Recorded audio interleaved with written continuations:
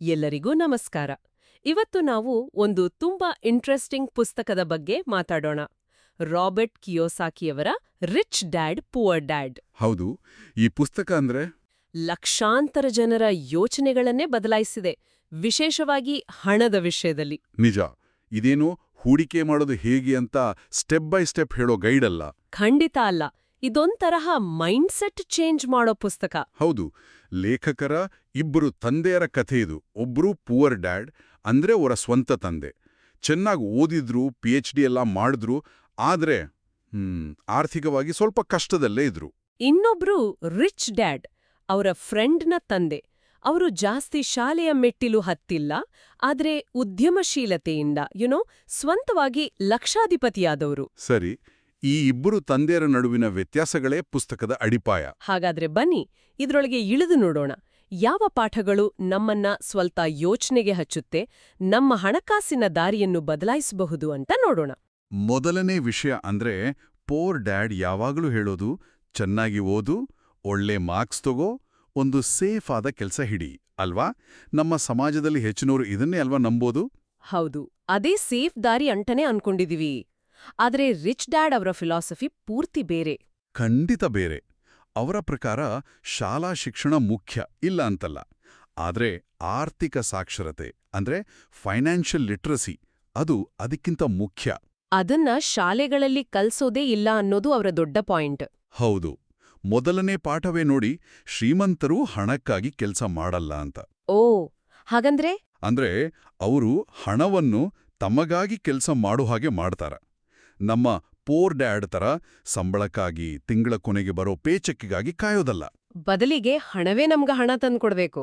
Exactly. ಅದಕ್ಕೆ ಅವರು ಆದಾಯ ತರುವ ಆಸ್ತಿಗಳನ್ನ ಆಸೆಟ್ಸ್ ನಿರ್ಮಿಸ್ಬೇಕು ಅಂತಾರೆ. ನೀವು ಮಲಗಿದ್ದಾಗಲೂ ನಿಮ್ಗೆ ಹಣ ಬರ್ತಾ ಇರಬೇಕು. ಆಸ್ತಿಗಳು, ಇದು ಬಹಳ ಮುಖ್ಯವಾದ ಕಾನ್ಸೆಪ್ಟ್. ಪುಸ್ತಕದಲ್ಲಿ ಆಸ್ತಿ ಮತ್ತೆ ಹೊಣೆಗಾರಿಕೆ ಅಂದ್ರೆ ಅಸೆಟ್ಸ್ ಅಂಡ್ ಲಯಬಿಲಿಟೀಸ್, ಇದರ ವ್ಯತ್ಯಾಸ ತಿಳ್ಕೊಳ್ಳೋದು ಎಷ್ಟು ಮುಖ್ಯ ಅಂತ ಹೇಳ್ತಾರೆ. ಹೌದು, ಇದು ಫೈನಾನ್ಷಿಯಲ್ ಲಿಟ್ರಸಿಯ ಅಡಿಪಾಯ. ಸರಳವಾಗಿ ಹೇಳಬೇಕಂದ್ರೆ, ಆಸ್ತಿ ಅಂದ್ರೆ ನಿಮ್ಮ ಜೇಬಿಗೆ ಹಣ ತರೋದು. ಲಯಬಿಲಿಟಿ ಅಂದ್ರೆ ನಿಮ್ಮ ಜೇಬಿಂದ ಹಣ ತಗೊಂಡೋಗೋದು. ಕರೆಕ್ಟ್. ಆ ಕ್ಯಾಶ್ ಫ್ಲೋ ಡೈರೆಕ್ಷನ್ ಇದೆಯಲ್ಲ, ಅದು ಮುಖ್ಯ.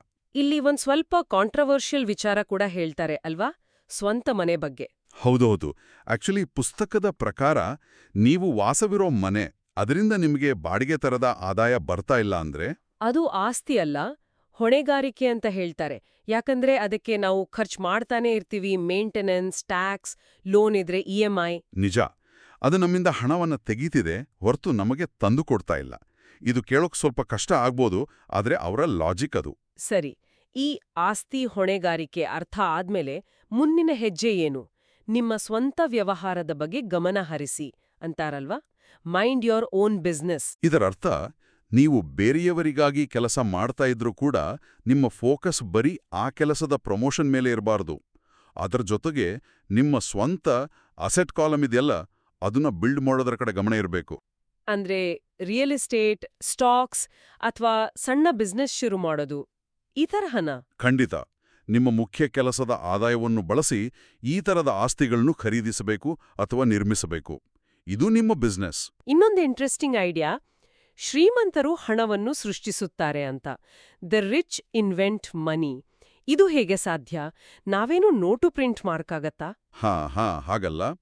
ಇದರರ್ಥ ಅವರಿಗೆ ಹಣಕಾಸಿನ ತಿಳುವಳಿಕೆ ಇರೋದ್ರಿಂದ ಅವರು ಅವಕಾಶಗಳನ್ನ ಬೇರೆಯವರಿಗಿಂತ ಭಿನ್ನವಾಗಿ ನೋಡ್ತಾರೆ. ಅಂದ್ರೆ ಅವಕಾಶಗಳನ್ನ ಗುರುತಿಸಿ ಅದನ್ನ ಹಣ ಮಾಡುವ ಮಾರ್ಗವಾಗಿ ಪರಿವರ್ತಿಸೋದು. ಹೌದು.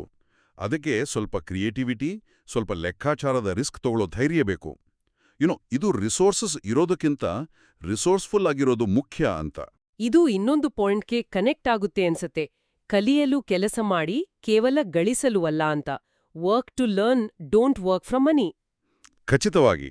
ಸಂಬಳ ಒಂದೇ ಮುಖ್ಯ ಅಲ್ಲ. ಕೆಲಸದಿಂದ ನೀವು ಏನು ಕೌಶಲ್ಯಗಳನ್ನು ಪಡಿತಿದ್ದೀರಿ ಅನ್ನೋದು ಮುಖ್ಯ. Sales, marketing, communication, leadership. ಈ ಸ್ಕಿಲ್ಗಳು ಮುಂದೆ ಸ್ವಂತ ಬಿಸ್ನೆಸ್ ಅಥವಾ ಹೂಡಿಕೆ ಮಾಡೋಕೆ ಸಹಾಯ ಮಾಡುತ್ತೆ ಅಲ್ವಾ? ಖಂಡಿತ. ಇನ್ನೊಂದು ಮುಖ್ಯವಾದ ವಿಷಯ ಅಂದ್ರೆ ಸೋಲಿನ ಭಯ. ಹೆಚ್ಚಿನವರು ರಿಸ್ಕ್ ತಗೊಳ್ಳೋಕೆ ಹೆದರೋದೇ ಇದರಿಂದ. ಹೌದು, ಫೈನಾನ್ಷಿಯಲ್ ವಿಚಾರದಲ್ಲಿ ಸೋತ್ರೆ ಅನ್ನೋ ಭಯ ಜಾಸ್ತಿ. ಆದರೆ ರಿಚ್ ಡ್ಯಾಡ್ ಹೇಳ್ತಾರೆ, ಸೋಲು ಯಶಸ್ಸಿನ ಭಾಗ. ಶ್ರೀಮಂತರು ರಿಸ್ಕ್ ತಗೋತಾರೆ, ಆದರೆ ಅದು ಬ್ಲೈಂಡ್ ರಿಸ್ಕ್ ಅಲ್ಲ. ಎಜುಕೇಟೆಡ್ ರಿಸ್ಕ್, ಮೊದಲು ವಿಷಯ ತಿಳ್ಕೊಂಡು ಆಮೇಲೆ ಹೆಜ್ಜೆ ಇಡೋದು. ಕರೆಕ್ಟ್. ಸೋತ್ರೆ ಅದರಿಂದ ಪಾಠ ಕಲ್ತು ಮುಂದೆ ಹೋಗ್ಬೇಕು. ಅದನ್ನೇ ನಿಮ್ಮನ್ನ ನಿಲ್ಸೋ ಹಾಗೆ ಮಾಡ್ಕೋಬಾರ್ದು. ಸರಿ, ಹಾಗಾದ್ರೆ ಇಷ್ಟೆಲ್ಲ ಕೇಳಿದ್ಮೇಲೆ ಮುಖ್ಯವಾಗಿ ನಾವು ಅಳವಡಿಸ್ಕೊಳ್ಬೇಕಾದ ಮೈಂಡ್ಸೆಟ್ ಶಿಫ್ಟ್ಗಳು ಏನು ಅಂತ ಒಮ್ಮೆ ಹೇಳ್ತೀರಾ? ಓಕೆ. ಮುಖ್ಯವಾಗಿ ನೋಡಿ, ಮೊದಲನೇದು ಜಾಬ್ ಸೆಕ್ಯೂರಿಟಿಗಿಂತ ಫೈನಾನ್ಷಿಯಲ್ ಫ್ರೀಡಮ್ ಕಡೆ ಗಮನ ಕೊಡೋದು. ಅಂದ್ರೆ ಒಂದೇ ಸಂಬಳದ ಮೇಲೆ ಡಿಪೆಂಡ್ ಆಗದೆ ಹಲವು ಆದಾಯದ ಮೂಲಗಳನ್ನು ಸೃಷ್ಟಿಸೋದು. ಸರಿ. ಎರಡನೇದು ಶಾಲಾ ಬುದ್ಧಿವಂತಿಕೆ ಜೊತೆಗೆ ಆರ್ಥಿಕ ಬುದ್ಧಿವಂತಿಕೆನ ಅಂದ್ರೆ ಫೈನಾನ್ಷಿಯಲ್ ಇಂಟೆಲಿಜೆನ್ಸ್ನ ಬೆಳೆಸ್ಕೊಳ್ಳೋದು. ಮೂರನೇದು ರಿಸ್ಕ್ ಅಂದ್ರೆ ಪೂರ್ತಿ ದೂರ ಇರೋದಲ್ಲ, ಅದನ್ನ ಹೇಗೆ ಮ್ಯಾನೇಜ್ ಮಾಡೋದು ಅಂತ ಕಲಿಯೋದು. ಅಂದ್ರೆ ವಿದ್ಯಾವಂತ ರಿಸ್ಕ್ ತಗೊಳ್ಳೋದು. ಹೌದು. ನಾಲ್ಕನೇದು ಹಣಕ್ಕಾಗಿ ದುಡಿಯೋ ಮನಸ್ಥಿತಿಯಿಂದ ಹೊರಬಂದು ಹಣವನ್ನ ನಮಗಾಗಿ ದುಡಿಯೋ ಹಾಗೆ ಮಾಡೋದು. ಅಸೆಟ್ಸ್ ಮೂಲಕ. ಕರೆಕ್ಟ್.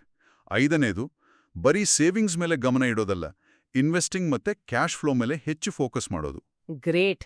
ಸಂಕ್ಷಿಪ್ತವಾಗಿ ಹೇಳೋದಾದ್ರೆ ಆಸ್ತಿಗಳನ್ನ ಜಾಸ್ತಿ ಮಾಡಿ, ಹೊಣೆಗಾರಿಕೆಗಳನ್ನ ಕಡಿಮೆ ಮಾಡಿ, ಆರ್ಥಿಕವಾಗಿ ತಿಳುವಳಿಕೆ ಪಡೆಯಿರಿ, ಭಯವನ್ನ ಮೆಟ್ಟಿ ನಿಲ್ಲಿ. ಇದೇ ತತ್ವಗಳು. ಪರ್ಫೆಕ್ಟ್. ಮತ್ತೆ ಇನ್ನೊಂದು ವಿಷಯ, ಹೂಡಿಕೆ ಶುರು ಮಾಡೋಕೆ ನೀವು ಈಗಾಗಲೇ ಶ್ರೀಮಂತರಾಗಿರ್ಬೇಕಿಲ್ಲ. ಹೌದು, ಇದು ತುಂಬಾ ಮುಖ್ಯ.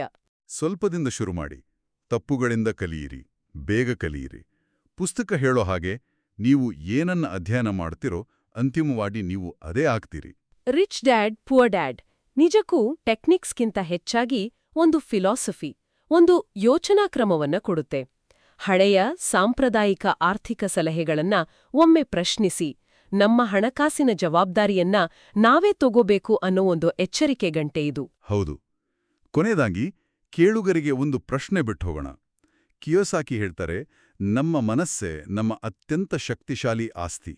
ಅದನ್ನ ಸರಿಯಾಗಿ ಟ್ರೈನ್ ಮಾಡಿದ್ರೆ ಅದು ಅಪಾರ ಸಂಪತ್ತನ್ನ ಸೃಷ್ಟಿ ಮಾಡಬಲ್ಲದು. ಹಾಗಾದ್ರೆ ಈ ಮಾತುಗಳನ್ನ ಮನಸ್ಸಲ್ಲಿಟ್ಕೊಂಡು ಪ್ರತಿಯೊಬ್ರೂ ತಮ್ಮ ಮನಸ್ಸನ್ನ ಆರ್ಥಿಕ ಯಶಸ್ಸಿಗೆ ಟ್ರೈನ್ ಮಾಡಕ್ಕೆ ಇವತ್ತಿನಿಂದಲೇ ಯಾವ ಒಂದು ಸಣ್ಣ ಮೊದಲ ಹೆಜ್ಜೆಯನ್ನ ಇಡಬಹುದು?